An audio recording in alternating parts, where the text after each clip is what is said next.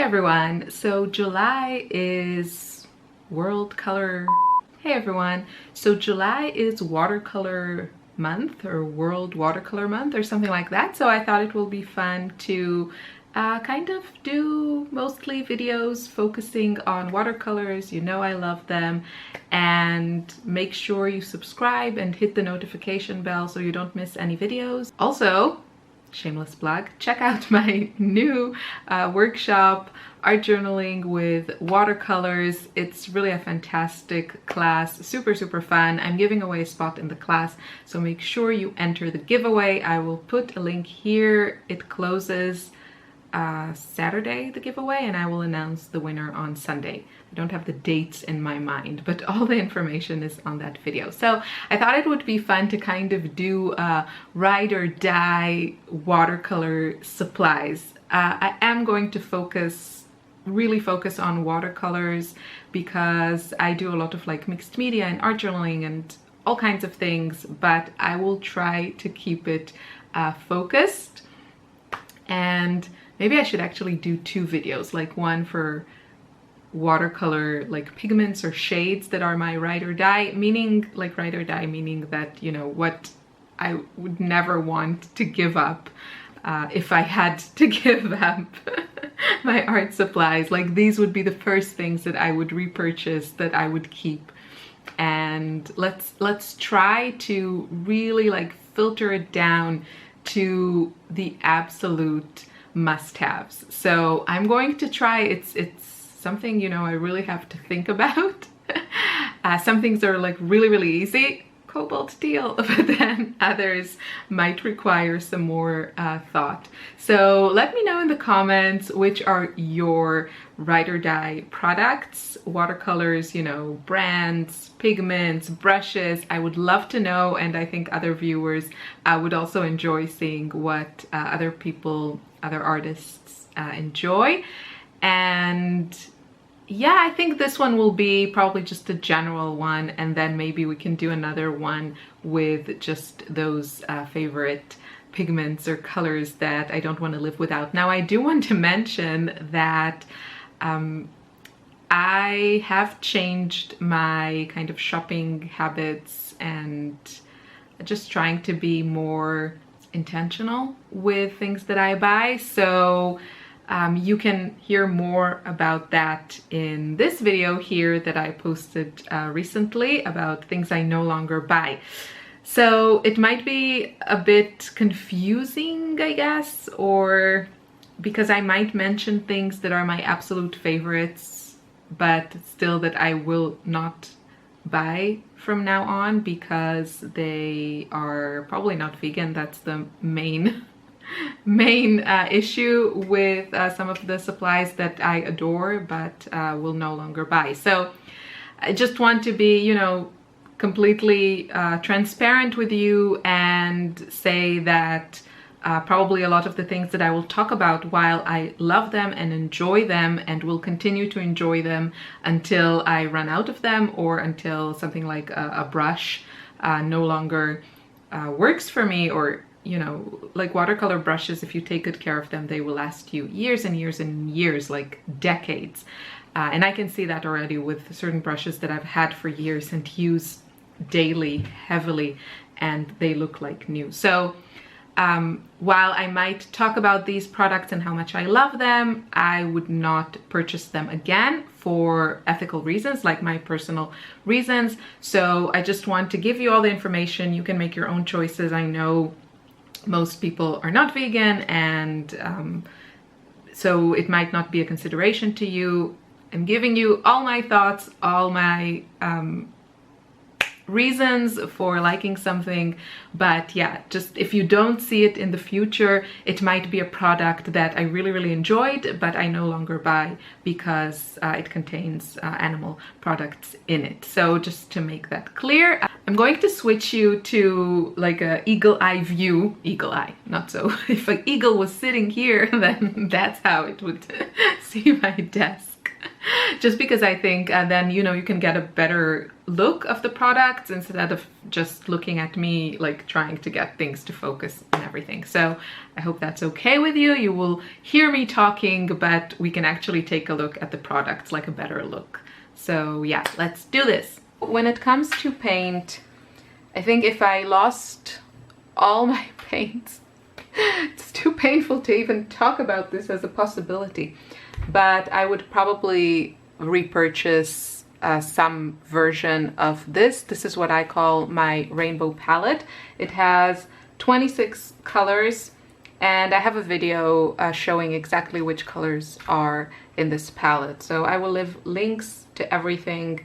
So I would probably get a version of this. I am less attached necessarily to a brand here, but more to the colors. A few of the colors here are a bit redundant. I recognize that. So if I had to completely redo this, I would kick out a few of the shades here. Yeah, but I would have a very, very, very close version to this palette. And then I would add a few darks, because that's what I don't have here. Any really, really dark colors.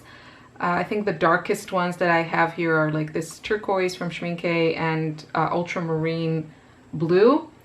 But I would definitely add a couple of darks, probably something like neutral tint and like a bluish gray. I don't know, either like Soda Light Genuine, something like that. Those are the kinds of shades that I like to have. I think I will do a separate video to really break down which pigments I would repurchase if I had to. Let's move on to brushes. So again, it's a little bit challenging for me because I do like mix up things, and probably you have other people here on YouTube that are more consistent with, you know, the like materials that they use. I mean, they're probably just watercolorists that very rarely or occasionally dip into other mediums, and they usually work on a certain size.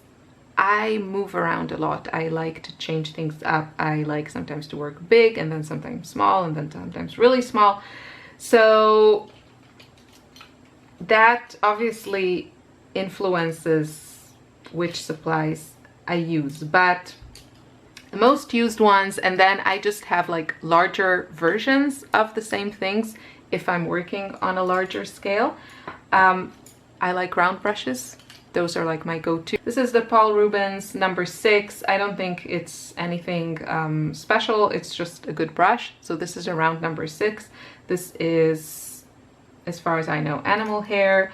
This one is a beautiful pure squirrel mop from Jackson's. This is a number 6. This one is a beautiful synthetic brush from Princeton Neptune. This is the number 8. I use these a lot, especially in my art journals and sketchbooks. They hold a lot of water, so you can get a lot of like pigment and water, and even though they're small, they work beautifully. This is the Escoda Perla number 10, and this is the travel version. I think I got it in like one of their brush sets. They have fantastic sets, Escoda. And this one, I love this brush. I love this range. I have the regular ones in various sizes. I use this more at the beginning when I was doing a lot of like florals. This has more snap to it than all of these. I now lean towards the softer brushes, but I still really love these and I use them a lot. And yeah, the number 10 is probably a really good size. And then when I'm working in larger sizes, I just use larger brushes. And then these are also round, larger brushes. But probably something like this, like a version of these, is the first thing I would go and buy. A word about quill brushes. I really love them. They really carry a lot of water and pigment in them. This is a great one too, the synthetic Raven one from Jackson's. And I love how when they're wet, you can get a really fine tip, and yeah, you get a huge variation of lines here. I adore this platinum carbon pen. This is a Japanese pen. I love it. I use it all the time because the tip is so fine. It is a bit challenging, like a bit of fussy pen if you're using like really rough watercolor paper, or I don't know, some sort of like media that is not as like transparent and completely absorbs into the paper like watercolors. But for most of like my watercolor uses, I love this pen. This is like a less fussy version if I don't want to risk this exploding like on a plane or something like that. Then I really love the Uniball Air Micro, and both of these have waterproof ink, water resistant ink. So if you don't want them to smear, like if you want to sketch and then have the ink stay put, these are some great options. These are definitely like the first one I would repurchase if I lost all my supplies. Another favorite of mine is this one, the Sailor pen. This is also Japanese. This has a slanted tip, and currently what I have in it is water-soluble ink. The variations of lines you can get here make this very versatile pen, in my opinion. And you know, if you like to use ink, you can cover a larger surface quite easily with the thicker application. And you can get like a converter which allows you to use any ink.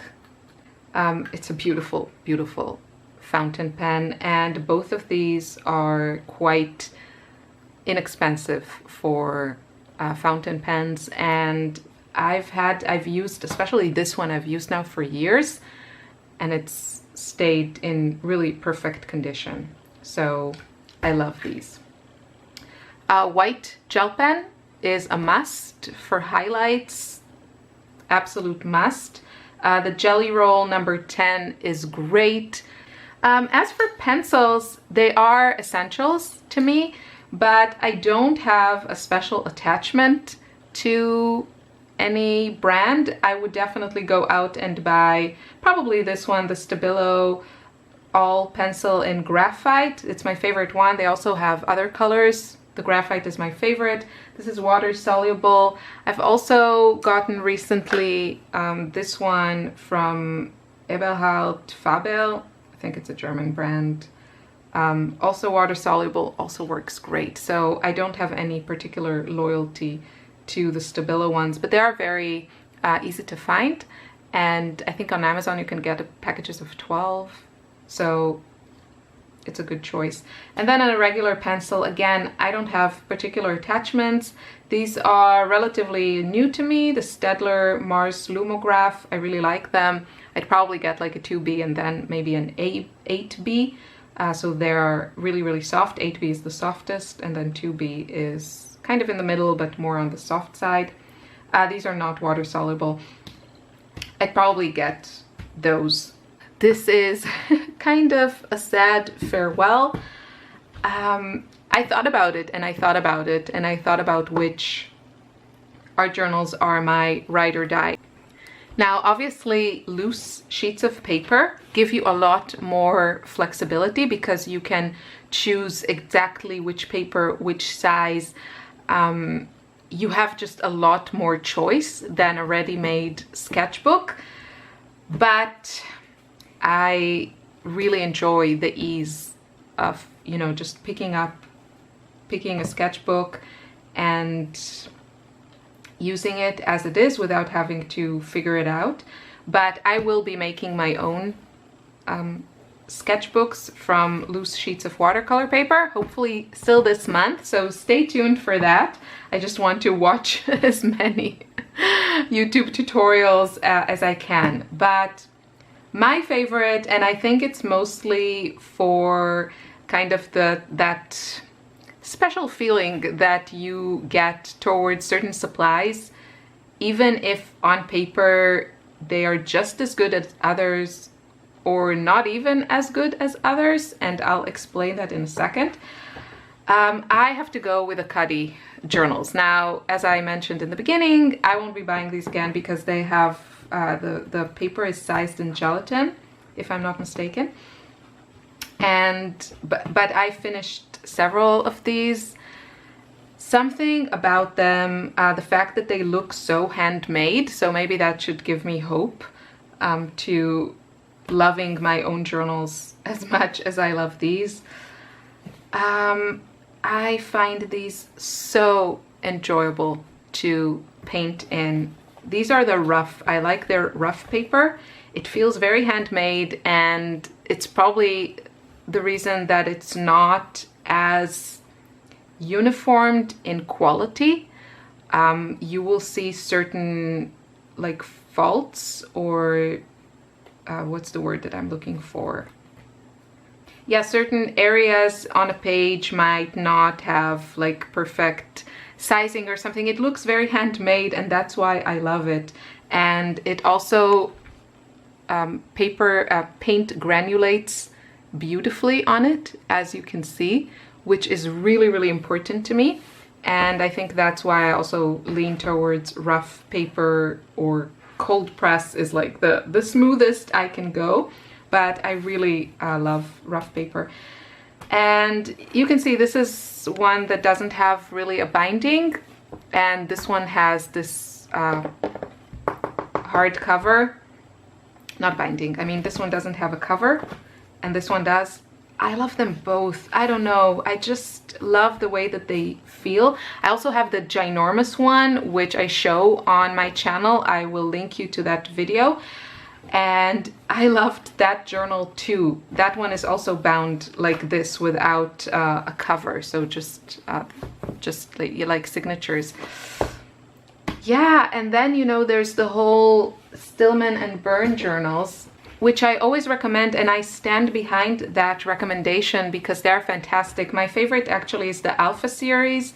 The Beta has this gorgeous, gorgeous thick paper, but I don't know, for me the Alpha is slightly thinner paper. It buckles more, but the journals are just more inviting. So these are fantastic. The quality is outstanding. They come in such a huge variety of sizes and covers and bindings and different papers, and yet my heart belongs to these ones. So yeah, I hope I made my you know, reasons clear to you.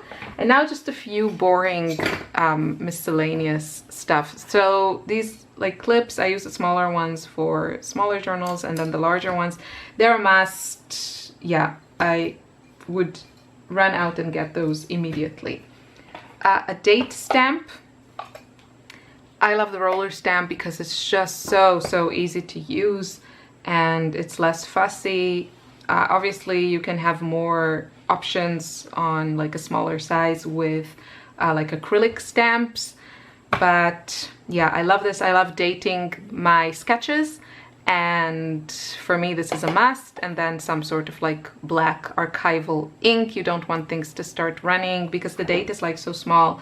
If it gets wet and starts to react with the water, it just becomes a huge mess. Ooh, eraser. I didn't talk about eraser. I don't use a lot of eraser, but I would probably go out and buy something like these knitted erasers. This one is from Faber-Castell. There are a lot out there. I don't think the quality varies like hugely, but this is the one that I have and it works well for me. Another thing I would absolutely get is one of these bottles. Now this particular one, I don't think you can find it, but you can find something very similar, which is used, the similar version that I found on Amazon is, you can find it when you're looking for hair products. So this is like a continuous spray bottle, and it just makes re-wetting your palette so easy, because you don't have to like press a gazillion times. just one spray, especially if you have like a larger spray, like a larger palette, like my studio palette. I love this, and I would absolutely run out and buy another one of these. I think that is it. So thank you so much for joining me. Let me know in the comments, what are your absolute must-have? What would you run out and buy immediately if you lost all your art supplies? Let's not dwell on that depressing thought. And I will see you in another video soon. Bye.